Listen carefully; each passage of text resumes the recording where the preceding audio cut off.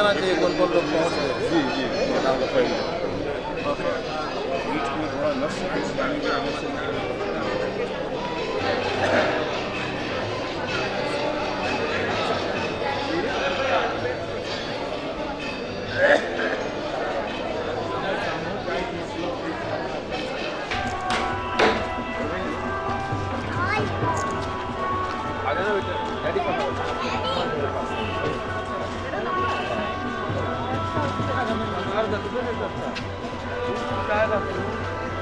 को चरितार्थ करता हुआ एक नौजवान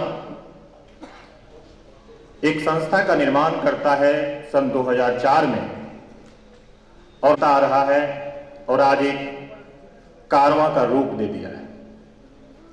द फैक्ट रंग मंडल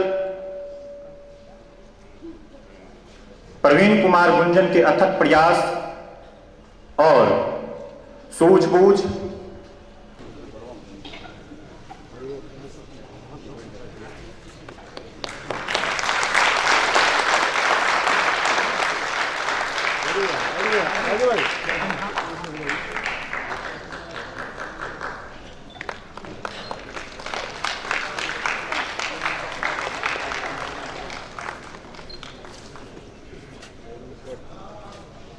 राजू यार क्या बोल जाइए तो गिरने इधर इधर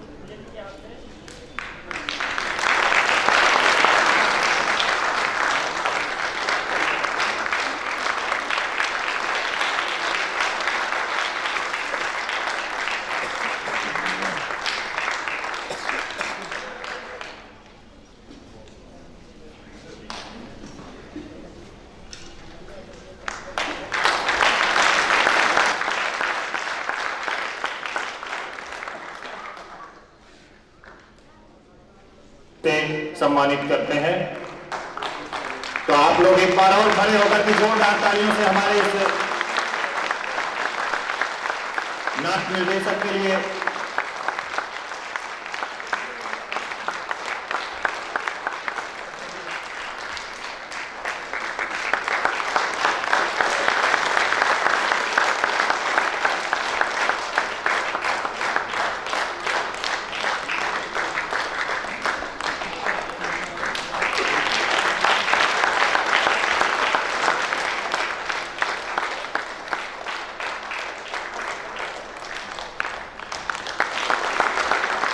आज के विशिष्ट अतिथि उद्घाटनकर्ता श्री देवेंद्र राजनपुर, पूर्व निदेशक राष्ट्रीय नाट्य विद्यालय, कई बार बेगूसराय वो आ भी चुके हैं, इस रंगे माहौल से पहले भी जुड़ चुके हैं, लेकिन आज हमारे बीच उत्तरा मैम हैं, कैस राजेंद्रन जी हैं और उनके नजर में रंगे माहौल भी है। तो इन तीनों के बारे में हम चाहेंगे उनसे चंद पंक्तियां आशीर्वाद के रूप में कि वो हमें बताएं। तो हम आमंत्रित करते हैं श्री देवेंद्र राजनपुर सर को। बेगूसराय के दर्शकगण, आप सबका बहुत अभिनंदन। मैं समझता हूं कि 1992 से हम लोग लगातार बेगूसराय मेरा आना हो रहा है। अगर आपको याद हो तो 1992 में पहला एक बड़ा रंग शिविर राष्ट्रीय नाट्य विद्यालय ने आयोजित किया था। तो 25 बरस का एक लंबा इतिहास हो गया और इस बीच यहाँ पर जिस हिसाब से नियमित रंग कर्म हो रहा है उसमें मैं समझता हूँ कि फैक्ट रंग मंडल और भी बहुत सी दूसरी संस्थाएं हैं जिन्होंने अपनी बहुत ही विशिष्ट पहचान बनाई है। इसी रंगे माहौल में पिछले बरस मैं भी अपनी प्रस्तुति के साथ मौजूद था, मैथिल नारी 4 रंग, और जितना अच्छा रिस्पॉन्स दर्शकों का यहाँ प्रस्तुतियों को मिल रहा है उसके लिए बेगूसराय के दर्शकों को बहुत बहुत बधाई दिया जाना चाहिए। मेरे लिए सबसे बड़ा खुशी का मौका है कि मैं आज ऐसे 2 रंगकर्मियों को सम्मानित कर रहा हूं जिनमें से एक मेरे शिक्षक जैसी हैं, क्योंकि जब हम लोगों ने राष्ट्रीय नाट्य विद्यालय में प्रवेश लिया था, उत्तरा बावकर को वहां से प्रशिक्षित हुए और रंगमंडल का सदस्य हुए, 1 बरस बीत चुका था, तो हम लोगों ने उनकी देखरेख में आगे बढ़ना सीखा। और दूसरे रंगकर्मी मेरे शिष्य जैसे हैं, के.एस. राजेंद्रन। जब मैंने वहां से 2 साल का एक विशेष पढ़ाने का मेरा कार्यक्रम था राष्ट्रीय नाट्य विद्यालय में, 1981 में मैंने जब वहां से छोड़ा, तब के.एस. राजेंद्रन ने वहां एक छात्र के रूप में ज्वाइन किया। और मुझे खुशी है कि दोनों रंगकर्मियों ने, उत्तरा बावकर को अब मैं यहाँ पर अगर गिनाना चाहूँ तो पहला एक बहुत ही महत्वपूर्ण उनकी भूमिका कॉकेशियन चौक सर्कल 1968 से लेकर, जिसमें ग्रूशा का रोल, फिर हम लोगों ने उनको ओथेलो की डेस्टिमोना के रूप में, जस्मा औरन की जस्मा के रूप में, और उसके बाद संध्या छाया, उसके बाद कभी ना छोड़े खेल, महाभोज, बेगम का तकिया, मतलब कितनी प्रस्तुतियां हैं एक के बाद एक। मैं समझता हूं कि उनकी गिनती करना मुश्किल है।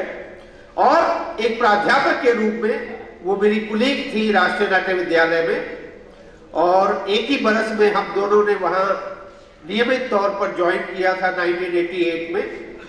और उनका विषय स्पीच, रंग भाषण, जो मैं समझता हूं कि आज के अभिनेता के लिए बहुत ही जरूरी विषय है और शायद जिस पर बहुत कम हमारा ध्यान जाता है रंगमंच में, क्योंकि आज का रंगमंच जिस तरह के अतिरिक्त ताम झाम में और टेक्नोलॉजी में उलझता जा रहा है, उसमें इस बेसिक तत्व को हम लोग थोड़ा पीछे छोड़ते जा रहे हैं।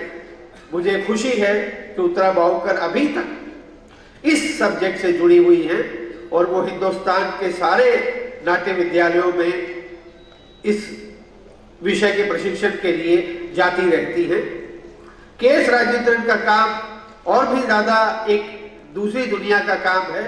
वो शास्त्रीय नाटक पढ़ाते रहे हैं राष्ट्रीय नाट्य विद्यालय में, और अपने व्यावहारिक रंगकर्म के तौर पर उन्होंने पूरी तरह से आधुनिक नाटककारों को और आधुनिक रंगमंच में अपना एक विशिष्ट मुहावरा गढ़ने की कोशिश की है।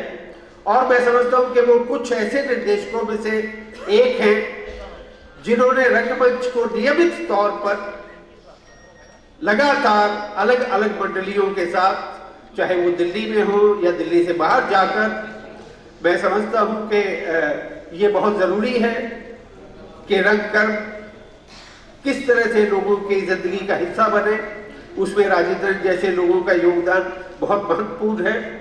और कभी कभी हम लोग आपस में इसको एक मजाक की तरह से लेते हैं कि मैं भी लगातार हिंदुस्तान में जगह जगह घूमता रहता हूं, और राजेंद्र भी काफ़ी यात्राएं करते हैं, और कई बार दोनों एक जगह या एक शहर में मुलाकात भी हो जाती है।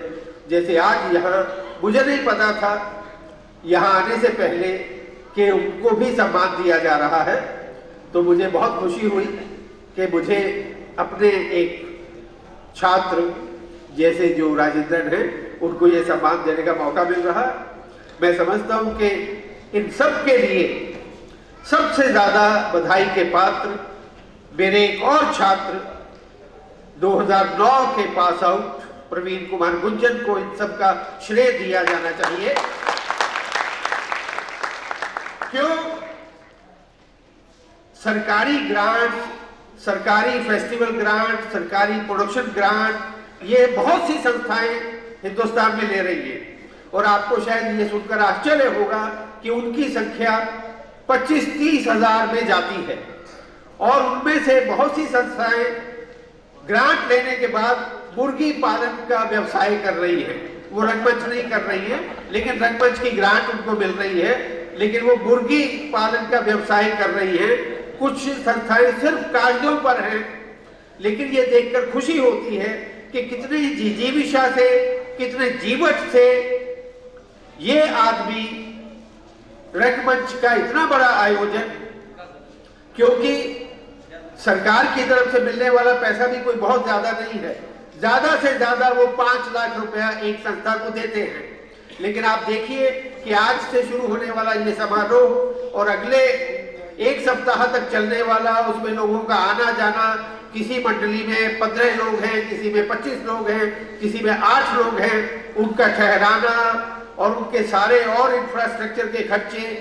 तो इसमें मैं समझता हूं कि बेगूसराय का जो दर्शक वर्ग है ये भी अपनी भूमिका अदा करता है और उनका भी गुंजन के साथ साथ, जिस तरह से गुंजन ने बेगूसराय, बहुत कम होता है कि हमारे छात्र अपने प्रदेश में वापसी करते हैं, अपने शहर में वापसी करते हैं और वहां पर 5 साल 10 साल रुककर लगातार जो काम करने का जज्बा है, मैं समझता हूं उसको सलाम किया जाना चाहिए। और इन शब्दों के साथ मैं आप सबका बहुत बहुत आभार व्यक्त करता हूं।